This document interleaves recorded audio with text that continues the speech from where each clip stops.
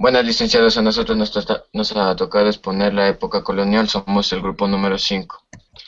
La época colonial, además de las fundadas ciudades de Quito y Guayaquil en el mismo siglo, fueron establecidos otros centros de poblaciones como Puerto Viejo, Loja, Cuenca, Zaruma, etcétera. Esta fiebre de fundaciones se prolongó hasta principios del siglo, multiplicándose notablemente en la región costa del Ecuador, así como también en la región sierra del Ecuador y Barra en 1906. Las primeras concentraciones poblaciones se llamaban asientos y fueron evolucionando hasta convertirse en pueblos y ciudades: Riobamba, Ambato, Latacunga, Guarando, Tabalo y otras que se desarrollaban gracias a su riqueza agrícola o facilidades comerciales. No se quedó atrás la región amazónica del Ecuador, ya explorada por Francisco de Orellana en el descubrimiento del Amazonas, por lo que se fueron creando otros asentamientos con nombres de ciudades españolas como Sevilla del Oro, Logroño, Archidona, Babilón y Baeza. España organizó colonias americanas dividiéndolas en algunas jurisdicciones administrativas: virreinado, capitanía general y audiencia. El virreinado se estableció en base de los territorios obtenidos de raíz de la conquista, lo que fue hoy es en Ecuador. Era parte de esos territorios por los cuales fueron asignados su dependencia administrativa. Una de las primeras consecuencias de fundar una ciudad era la inmediata conformación del cabildo, que era el municipio, que era el presidio del gobernador o su representante llamado teniente de gobernador, que fue Sebastián de Benalcázar. Fue el primer teniente gobernador de Quito. La educación. La educación en la época colonial fue con la llegada de los españoles y la conquista de México. Surgieron grandes cambios sociales y culturales. Hay que recordar que la cultura de los conquistadores era una mezcla de otras culturas como las de Oriente, Grecia, Roma e Islam, exclusive la judía. Los españoles, cuya cultura estaba basada en el agrarismo, la religiosidad y la guerra, llegan con ansias de riqueza y enarbolando la cruz como escudo y como amplia experiencia en conquista y colonización de los pueblos. En el régimen colonial se tenía diversas castas como indios, españoles, negros y las mezclas de estos, que son los mestizos y los mulatos. La organización política de Nueva España, la mayor autoridad en el virrey y del Consejo Real del Supremo de las Indias. Sin embargo, también influía como suceso en la Europa del milenio de la Iglesia a través del clero secular y clero regular. Este último, compuesto de las órdenes y congregaciones, ambos cleros fueron los encargados de la formación de pueblos, urbanizaciones en las que convivían diferentes castas que habitaban y en las que se podían distinguir dos tipos de trabajos que se realizaban los indios: la encomienda, que era como la esclavitud, y el repartimiento, en la que se era un trabajo temporal asalariado. Sin embargo, en ambos casos era la explotación de los españoles en contra de los indios. A continuación, mi compañero. Bueno, licenciado, me toca hablar acerca de la Iglesia y el Estado de la época colonial. La Iglesia tenía la facultad de cobrar diezmos para financiar la evangelización. La Iglesia sabía que los objetivos no eran fáciles de conseguir, desarrollaron soluciones para los fieles y seguidores. Desde un principio la conquista estuvo relacionada con la expansión del cristianismo. El Papa otorgó a los reyes católicos el permiso para la evangelización de infieles. En la Iglesia y el Estado, además de evangelizarlos, ellos debían velar por la pureza de la fe y las buenas costumbres de los cristianos. Desde las tempranas edades ellos ya tomaban posesión sobre los niños para infundar la evangelización sobre ellos. Gracias. A continuación, mi compañero. Yo voy a hablar sobre la ciencia en la cultura colonial.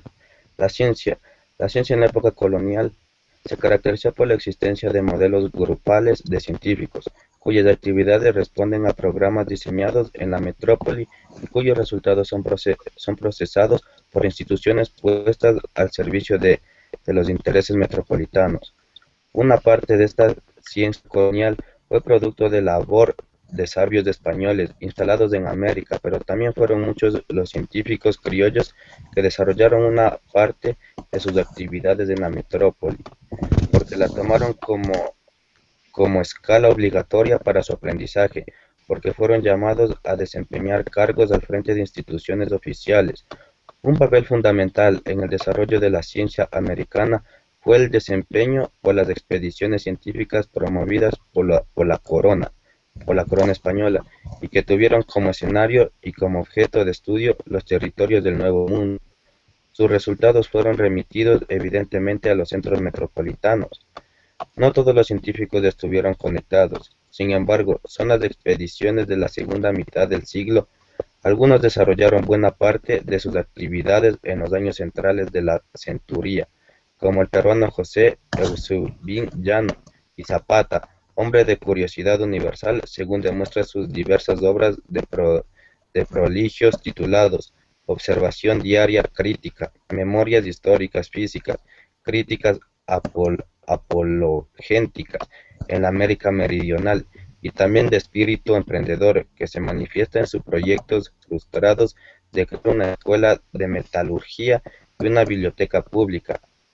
Otros porque fueron su labor dentro de otras instituciones, algunas de ellas directamente creadas por su iniciativa, como alguna de las más sobresalientes, Sociedad Patriótica o alguno de los más importantes centros extrauniversitarios de enseñanza. Gracias. A continuación, mi compañero. Bueno, a mí me ha tocado tratar sobre el tema de la imprenta. El principal objetivo de los religiosos del siglo XVI sobre la imprenta era impartir conocimientos de la doctrina cristiana, pero para el buen cumplimiento de esta misión eran necesarios los libros religiosos, que muchas veces no eran enviados por España o eran suficientes. Además tenían un problema que era el desconocimiento de las diversas lenguas que se hablaban en las distintas regiones. Por eso recurrieron al uso de la escritura figurativa, con imágenes ideográficas sobre hojas de papel, pero este método no pudo subsistir a los libros religiosos.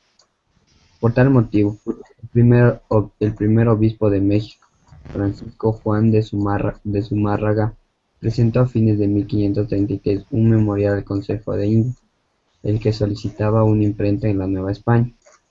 Fueron el impresor alemán Juan Kronberger y el italiano Giovanni Paolo y Juan Pablos los definitivos creadores de la imprenta en 1539. Ambos firmaron un contrato el 12 de junio de 1539 con el fin de traer a la Nueva España una prensa y el material tipográfico. Juan Pablos llegó en septiembre de 1539 y se instaló en la llamada Casa de las Campanas, que era propiedad del Francisco Zumárraga. La primera obra impresa fue la breve y más compendiosa Doctrina Cristiana en la lengua mexicana y castellana para aprovechamiento de estos indios en 1539. En 1540 se imprimió el Manual de Adultos. Gracias. Hemos terminado el tema sobre la época colonial, la educación, etc. Gracias.